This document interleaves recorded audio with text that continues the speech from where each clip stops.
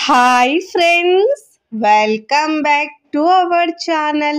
ఈరోజు మన కిచెన్లో సూపర్ టేస్టీగా ఉండే అస్సలు చేదు లేకుండా కాకరకాయ ఉల్లికారాన్ని ఎలా చేయాలో చూపించబోతున్నానండి. ఉల్లికారాన్ని మనం పప్పు, సాంబార్, పులుసుతో నుంచుకోవడానికి చాలా అంటే చాలా టేస్టీగా ఉంటుందండి. చాలా తక్కువ టైంలోనే ఈజీగా సూపర్గా ఉంటుందండి. వేడి వేడి అన్నంలో వేసుకొని తింటే అలా తినాలనిపిస్తుందండి. అంత రుచికరంగా ఉంటుంది. చేదనేది అస్సలు ఉండదు. ఒక్కసారి ఇలా చేసుకుంటే ఎప్పుడు ఇదే విధంగా చేసుకుంటారు. అంత టేస్టీగా, చాలా కమ్మగా, చాలా చాలా బాగుంటుందండి. టేస్ట్ అయితే భలే ఉంటుందండి. సింపుల్గా చేసినా కానీ సూపర్ టేస్టీగా ఉంటుందండి. మరి ఇక ఏమాత్రం ఆలస్యం చేయకుండా చాలా సింపుల్గా టేస్టీగా ఉండే ఈ కాకరకాయ ఉల్లికారాన్ని ఎలా చేయాలో చూద్దాం రండి. ముందుగా నేను ఇక్కడ ఇలా వైట్గా ఉంటాయి కదండి, ఆ కాకరకాయలు తీసుకున్నానండి. 1/2 kg కాకరకాయలను శుభ్రంగా వాష్ చేసుకొని ఇలా పైన కింద ఉన్న వేస్ట్ పార్ట్ని కట్ చేసుకొని వీడియోలో చూపించిన విధంగా ఇలా ముక్కలుగా కట్ చేసుకోవాలండి. మీరు కావాలంటే కాస్త చిన్న చిన్న ముక్కలైనా కట్ చేసుకోవచ్చండి. ఇలా కట్ చేసుకున్న తర్వాత లోపల ఉన్న ఆ ఇత్తుల్ని మనం ఇలా తీసేసుకోవాలండి. అన్నిటినీ ఇదే విధంగా తీసుకోవాలి. చాలా టేస్టీగా, కమ్మగా, సూపర్గా ఉంటుందండి ఈ వెల్లుల్లి కారం. సూపర్గా ఉంటుంది. ఇప్పుడు స్టవ్ మీద ప్యాన్ పెట్టుకొని ఒక 2 టీ స్పూన్ల ఆయిల్ వేసుకోవాలి. ఇప్పుడు ఇక్కడ నేను 1 కప్పు ఆనియన్ తీసుకోవాలండి. ఇలా చిన్న ముక్కలుగా కట్ చేసి తీసుకోవాలండి. ఆనియన్ని మనం ఇక్కడ ఫ్రై చేసే అవసరం లేదండి. కాస్త సాఫ్ట్ అయితే సరిపోతుంది. ఫ్లేమ్ని మీడియంలో ఉంచి మంచిగా ఇలా సాఫ్ట్ చేసుకోవాలి ఆనియన్ని. ఇలా సాఫ్ట్ అయిన తర్వాత దీంట్లో 1/2 టీ స్పూన్ పసుపు వేసుకోవాలండి. రుచికి సరిపోయినంత ఉప్పు వేసుకోవాలండి. ఉప్పు, కారం మీ టేస్ట్ని బట్టి యాడ్ చేసుకోండి. ఒకవేళ మీరు కారం ఎక్కువ తింటే ఎక్కువైనా యాడ్ చేసుకోవచ్చు. మీ టేస్ట్ని బట్టి యాడ్ చేసుకొని వేసుకోవాలండి. ఇప్పుడు ఇలా బాగా మిక్స్ చేసుకోవాలి.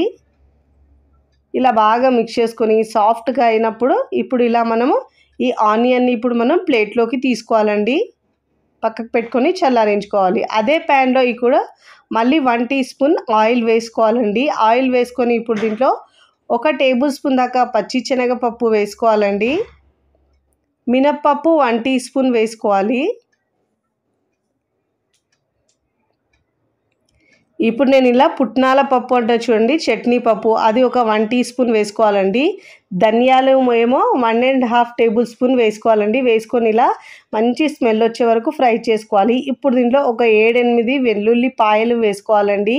పొట్టు తీయకుండా వేసుకోవాలి. ఇలా వేసుకొని ఒక 2 నుంచి 3 నిమిషాల పాటు బాగా ఫ్రై చేసుకొని స్టవ్ ఆఫ్ చేసుకొని పక్కకు తీసుకోవాలండి. చల్లారించుకోవాలి. ఇలా బాగా చల్లారిన ఆనియన్ని మిక్సీ జార్ తీసుకొని వేసుకోవాలండి. ఆనియన్ మొత్తం దాంట్లో ఫ్రై చేసుకున్న ఆనియన్ని ఇలా వేసుకున్న తర్వాత ఇప్పుడు మనం పప్పులు కూడా ఇలా బాగా రోస్ట్ చేసుకున్నాం కదండి, ఆ పప్పులు, ధనియాలను అవి కూడా దీంట్లో వేసుకోవాలి.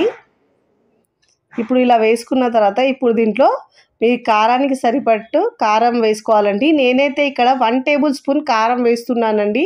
మీరు ఒకవేళ కారం ఎక్కువ తింటే ఒక 2 టేబుల్ స్పూన్ల కారం అయినా వేసుకోవచ్చు. ఇప్పుడు దీంట్లో జీలకర్ర 1/2 టీ స్పూన్ వేసుకోవాలండి. కొద్దిగా వాటర్ వేసుకోవాలి. వేసుకొని మెత్తగా గ్రైండ్ చేసుకోవాలండి. పల్సిస్తూ గ్రైండ్ చేసుకోవాలి. ఇప్పుడు ఇలా గ్రైండ్ చేసుకున్న ఈ మిశ్రమాన్ని మనము ముందుగా కట్ చేసి పెట్టుకున్న కాకరకాయ ముక్కల్లో స్టఫ్ చేసుకోవాలండి. మీరు కావాలంటే ఈ కాకరకాయ ముక్కల్ని మనం ఫ్రై చేసుకొని తీసుకొని తర్వాత మనం చల్లారిన తర్వాత ఈ మసాలా దాంట్లో స్టఫ్ చేసుకొని ప్రిపేర్ చేసుకోవచ్చండి. అలా అయినా చేసుకోవచ్చు. బట్ ఇక్కడ నేను ఫ్రై చేయకుండా డైరెక్ట్గా దీంట్లో మసాలా పెట్టి ఫ్రై చేస్తున్నాను. ఇప్పుడు ఈ మసాలాను మంచిగా స్టఫ్ చేసుకోవాలి. ఫస్ట్ టైం నా ఛానల్ చూస్తున్న వాళ్ళు ప్లీజ్ నా ఛానల్ని సబ్స్క్రైబ్ చేసుకోండి, లైక్ చేయండి, పక్కనున్న బెల్ ఐకాన్ని ప్రెస్ చేయండి. ఇలా ప్రెస్ చేయడం వల్ల నేను పెట్టే వీడియో నోటిఫికేషన్ ముందుగా మీ హోమ్ పేజ్కి వస్తాయండి. ఇలా స్టఫ్ చేసుకొని కాకరకాయ ముక్కల్ని పక్కకు పెట్టుకొని స్టవ్ మీద ప్యాన్ పెట్టుకొని దాంట్లో ఒక 4-5 టేబుల్ స్పూన్ల ఆయిల్ వేసుకోవాలండి. ఇలా ఆయిల్ వేసుకున్న తర్వాత ఇప్పుడు ముందుగా మనం స్టఫ్ చేసుకున్న కాకరకాయ ముక్కలన్నిటినీ దీంట్లో వేసుకోవాలి. ఇలా అన్ని ముక్కల్ని వేసుకొని మంచిగా మిక్స్ చేసుకోవాలండి. మీడియం టు సిమ్ ఫ్లేమ్లో అడ్జస్ట్ చేసుకుంటూ మంచిగా కాకరకాయలని ఫ్రై చేసుకోవాలండి. ఇక్కడ నాకు ఈ కడాయిలో కాస్త మాడుతుందని నేను అందుకే ఇక్కడ నాన్ స్టిక్ ప్యాన్లోకి తీసుకున్నానండి. కాకరకాయ ముక్కలన్నిటిని దాంట్లో నుంచి తీసుకొని ఇప్పుడు ఇలా మీడియం టు సిమ్లో అడ్జస్ట్ చేసుకుంటూ కింద మాడకుండా మంచిగా మిక్స్ చేసుకుంటూ మంచి కలర్ వచ్చే వరకు ఫ్రై చేసుకోవాలండి. ఇలా తిప్పుతూ అన్ని వైపులో మంచి కలర్ వచ్చే వరకు ఫ్రై చేసుకోవాలి. చూడండి ఇలా మంచి కలర్ వచ్చి మంచి స్మెల్ వస్తుందండి. ఎంతగానో ఫ్రై అయితే ముందుగా మనం ఫ్రై చేసుకున్న కడాయిలో కొంచెం ఆయిల్ ఉందని దాంట్లోకి షిఫ్ట్ చేసుకున్నానండి. ఇక్కడ నేను వేడి వేడి అన్నంతో సర్వ్ చేస్తున్నాను. స్టవ్ ఆఫ్ చేసుకొని సర్వ్ చేసుకోవాలి ప్లేట్లో.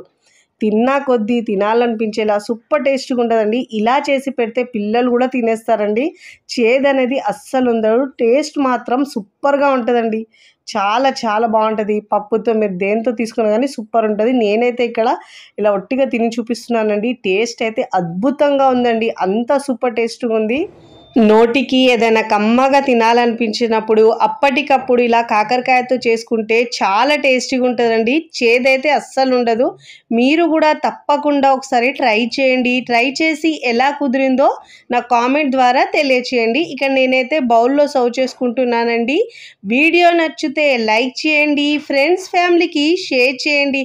మరికొన్ని టేస్టీ సింపుల్ క్విక్ రెసిపీస్ కోసం టీ కిచెన్ని సబ్స్క్రైబ్ చేసుకోండి. Thanks for watching.